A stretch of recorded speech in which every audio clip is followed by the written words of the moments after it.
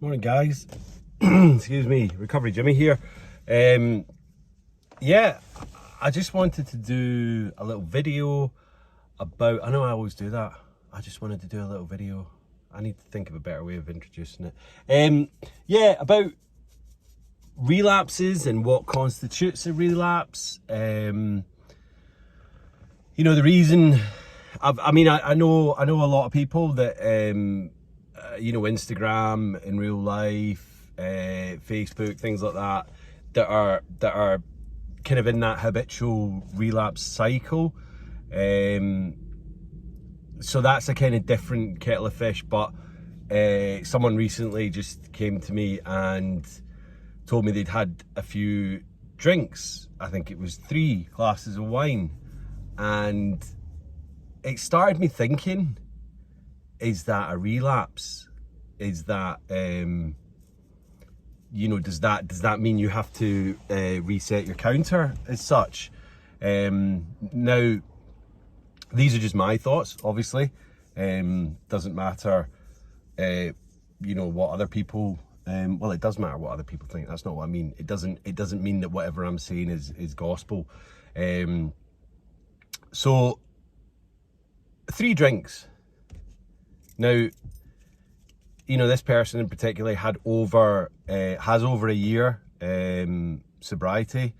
I mean, coming up to 18 months, I think. 3 drinks.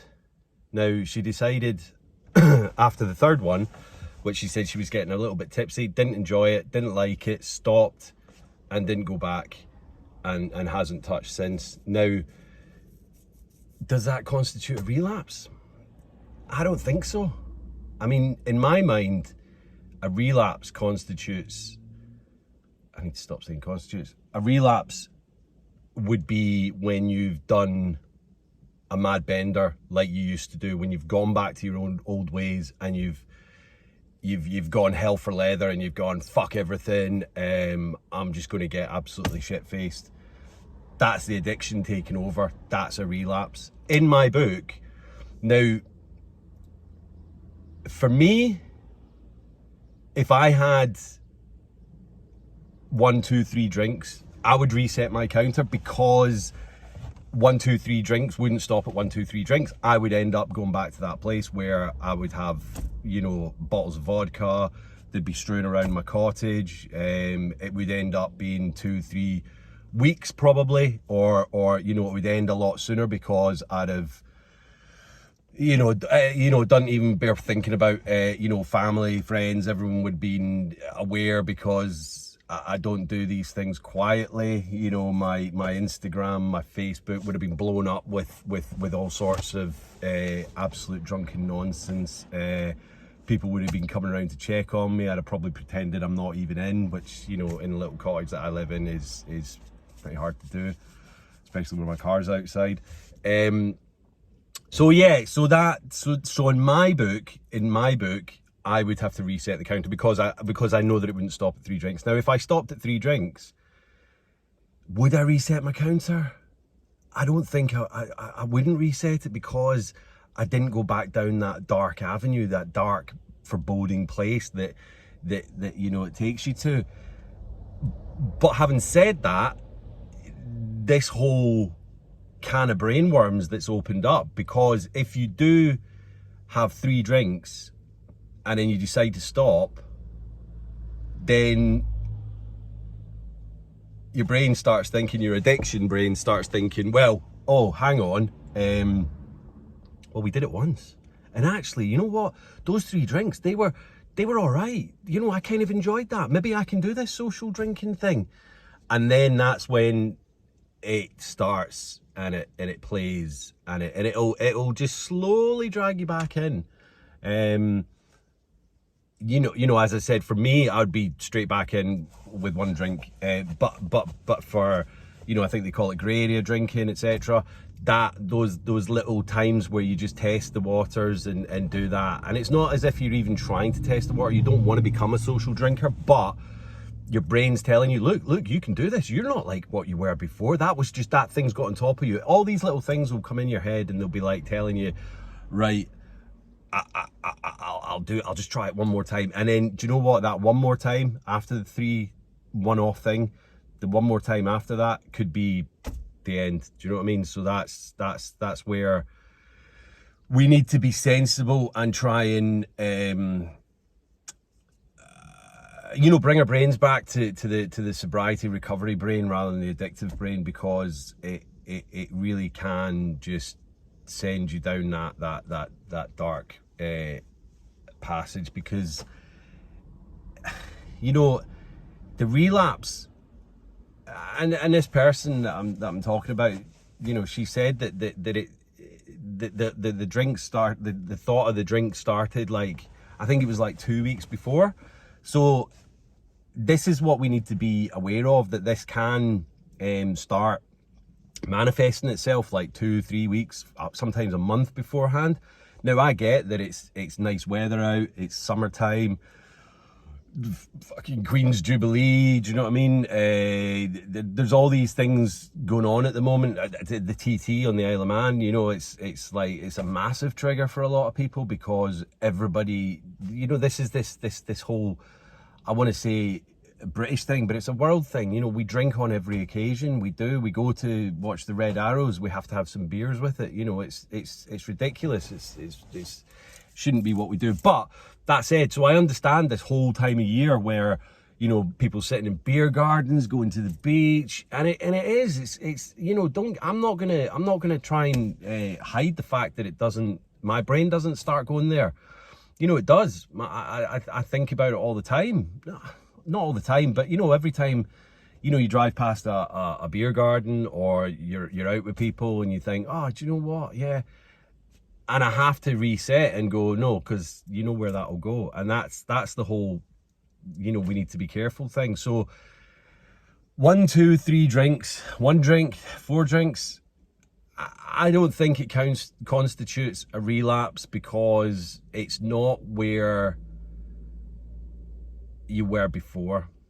A relapse in my mind would be where you got to the point where you had to stop drinking. Loads of people are going to disagree. Now, I'm basing this on alcohol because I don't have any experience with drug addiction or gambling addiction or whatever. So I don't really have any kind of reference on that. If I say I was like, this is the thing, when I was over in London, there was an opportunity to smoke a joint, and as I say, weed was never an issue for me, so I could have quite happily had one, but I didn't want to, because in my mind that would have been not a relapse, but that would have been my abstinence gone. So there's a difference between relapse and abstinence. My abstinence that I have is from all mind-altering substances, although some people say caffeine is a mind-altering substance. I don't really think it is. I mean, it is, but it's not. Well, it's not illegal. Neither is alcohol. But anyway, I'm getting away from the point. The point is, in my mind, my own personal recovery is complete abstinence. So, and that's more to do with the fact is that maybe if I did have a joint, it might. And I'm no way, shape or form suggesting that weed is a gateway drug. I'm not saying that. I'm just saying, for me, I might get a little bit loose and go, oh, do you know what? I'll just have a really low alcohol beer. You know what? It's not even, if there is this minuscule chance, like 0.0001% chance that I would go back to having a drink after having a joint or a pill or, whatever,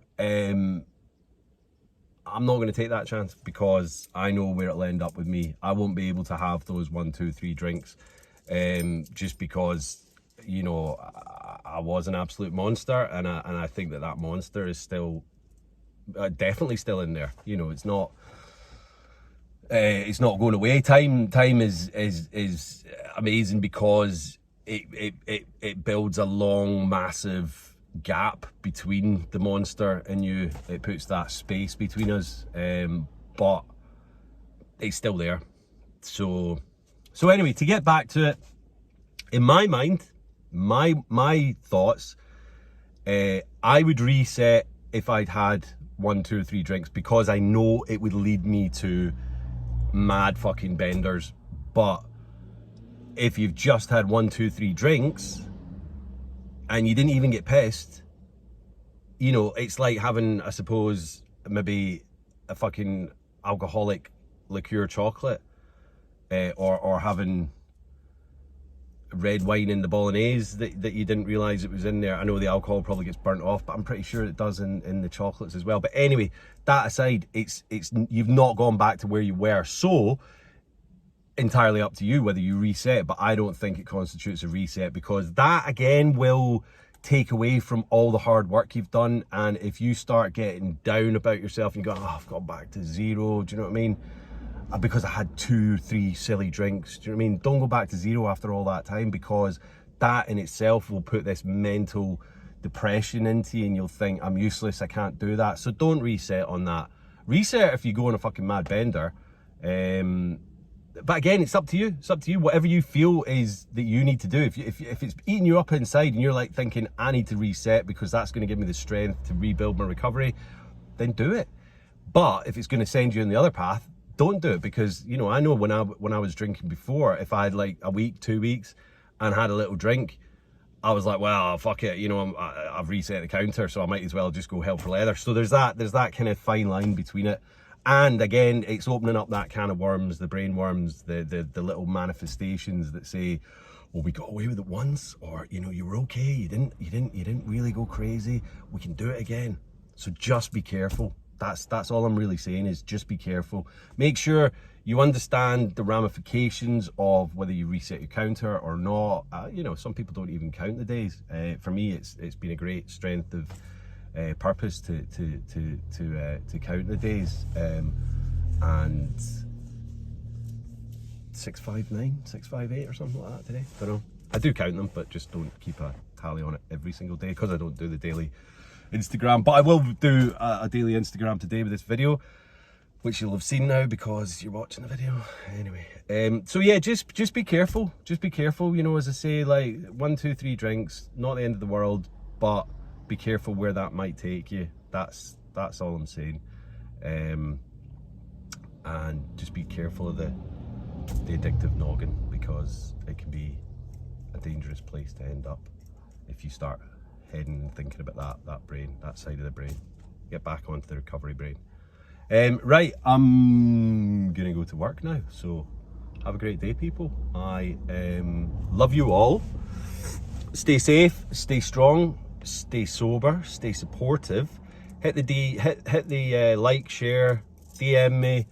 Any comments, please let me know what your thoughts are on this. You know, some people might be diehard and they're like, do you know what, if you have an alcoholic liqueur, liqueur chocolate, that's you reset. Or if you have one mad bender weekend where it's just one continuous thing, and then you get back to Monday and then you're okay and you're sober again, that might not constitute a relapse for some people. I think there's a massive grey dark area in between those two. But let me know what you think, and yeah, I'll be seeing you all again soon. You know, the weather's good. The Queen's had her Jubilee, so here's to your next one, Lizzie. It's 106. But yeah, anyway, right, love you all. Peace. See you down the line.